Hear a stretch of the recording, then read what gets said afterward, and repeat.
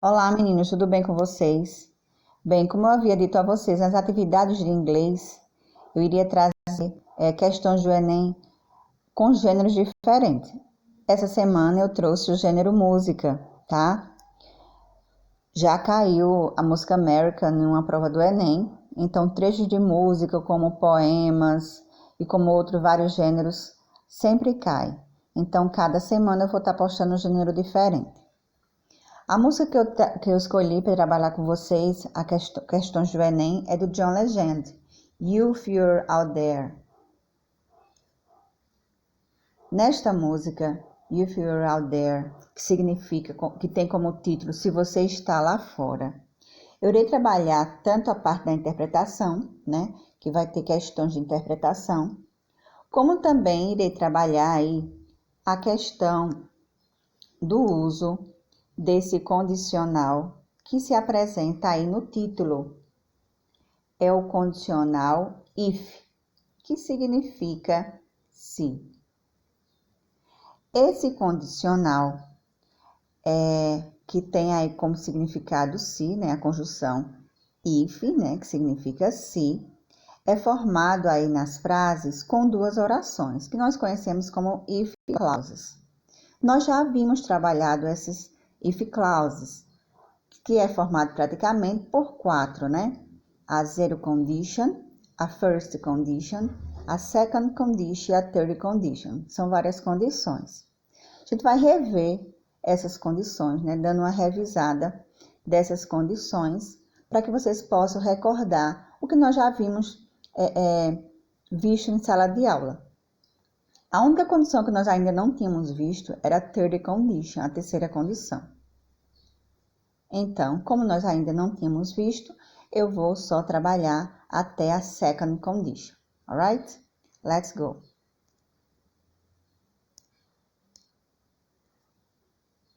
Bem, aí está toda a tabela das quatro conditions, né? As quatro condições. First, second, third. No livro de vocês, a gente trabalha só a first, a second e a third. Primeira, segunda e a terceira condição.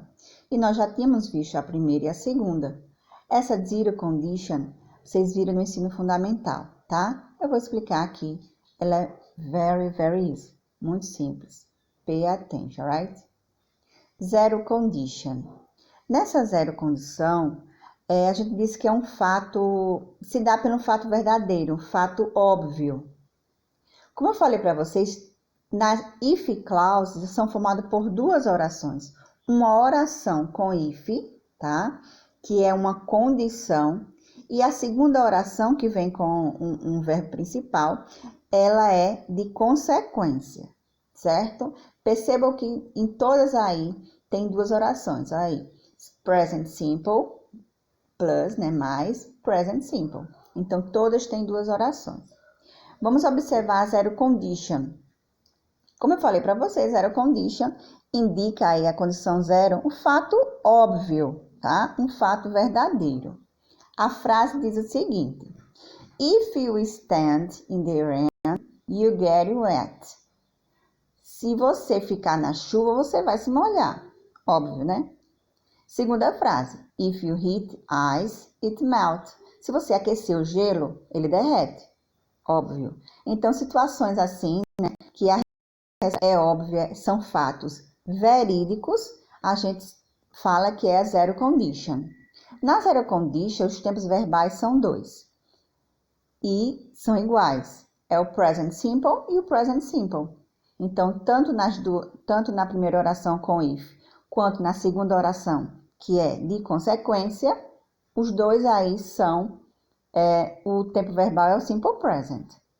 Percebam aí.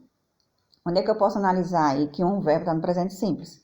Observe o sujeito you na frase e stand é o verbo que está no presente.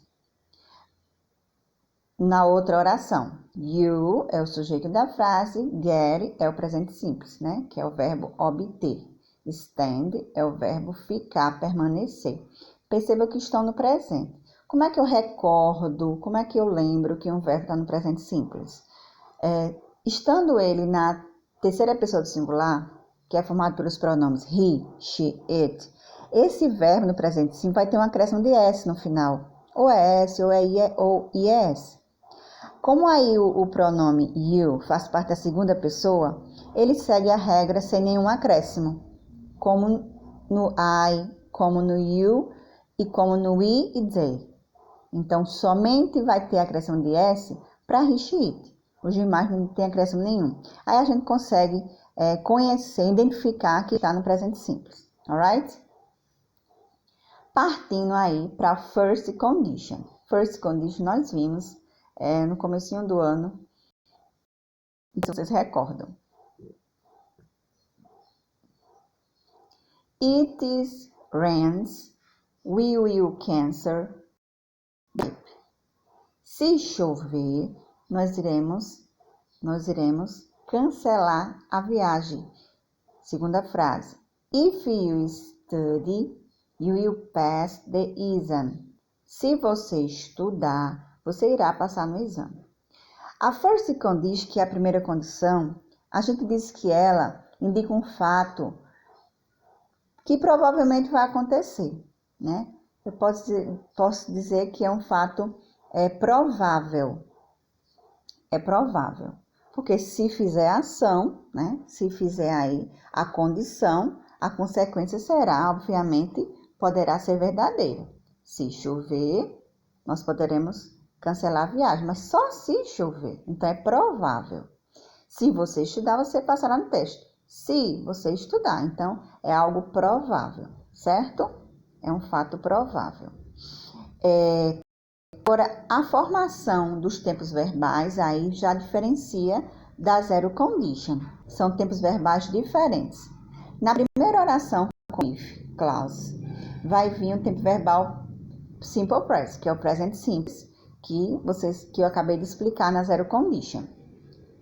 Na segunda oração, né, que vem o verbo principal, será o future simple, que é o futuro simples, futuro do to be, que aí é formado por will. Então, recordando que futuro é o will, basta colocar o verbo principal após o will. O verbo principal aí é cancel, cancelar, e pass. Will cancel, will pass. Aí formou o futuro, irá cancelar ou então irá passar, tá? Aí tem o word won't, que é a forma aí do futuro do irregular. Won't é a forma negativa aí, tá? Que é uma negação irregular aí, foge à regra de outros tempos verbais negativos. Mas a negativa de will é o won't, tá? Will afirmativo, won't negativo, juntando com o verbo, formou aí a forma no futuro desse first condition, da primeira condição. Então, recorda, first condition, as duas orações, a primeira é presente simples e a segunda é futuro simples, ok? Second condition. Na segunda condição, preste atenção à segunda condição, nós dizemos que a segunda condição é um fato improvável, né? Improvável. Observe a frase. If I won the lottery, I would travel a lot. Se eu ganhar na loteria, eu poderei viajar muito. Segunda frase. If they sold the house, they would be rich. Se eles venderem suas casas, eles poderão ficar ricos. Então, percebam aí que é um fato, digamos, improvável de acontecer, tá? É improvável de acontecer. Sendo improvável, o primeiro tempo verbal com if é formado por simple past, pelo passado simples. Tem aí simple, tá? E a segunda oração é formada pelo condicional would mais o verbo, tá? Would mais o verbo. Would também é um condicional. Se você observar would no dicionário, would ele não tem tradução. Would é um verbo usado para oferecimento, tá?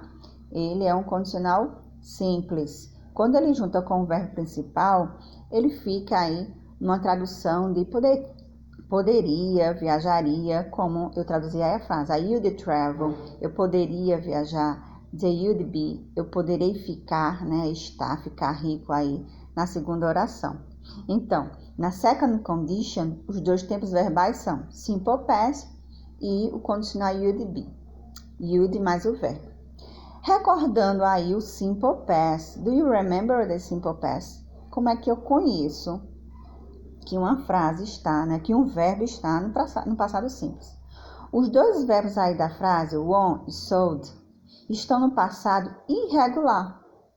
Os passados irregulares, ele não tem regra, segue-se uma tabela de verbos irregulares. Porém, existe também outro verbo no passado, que é o verbo regular. Esse sim, segue uma regra e é bem mais fácil, porque você reconhece ele, porque no final do verbo vai ter um acréscimo de ed, ou de, ou ied. Aí facilita bastante. Já o irregular, não. O irregular, ele tem que seguir, você tem que acompanhar, tem que aprender por uma tabela de verbos irregulares. Então, o on aí, o presente dele era win, né, que é vencer, ele está no passado irregular. Sold aí, ele é o passado do verbo vender, sell, que é vender. Passado sold, vendia, né? Então, são passados irregulares, esses dois casos aí, ok? Porém, recordando que existe o passado regular, né? Com certeza vocês recordam disso aí, que é aqueles que terminam em ed, fácil de reconhecer, alright? A third condition não irei explicar, só quando nós voltarmos, né? Que a gente vai ter os nossos capítulos mais adiante no livro, mas só indicando aí para poder não deixar em branco, a third condition é um fato impossível, tá? É impossível de acontecer. Como tem tempos verbais que nós ainda iremos estudar, aí eu não vou focar nele. Só recordando aí os fatos das condições. Zero condition é um fato verdadeiro. First condition é um fato provável. Second condition é um fato improvável de acontecer. E a third condition, terceira condição, aí é um fato impossível, né? Ou seja, não tem mais jeito, né? Já aconteceu, não tem mais jeito. Então, é um fato impossível. Alright?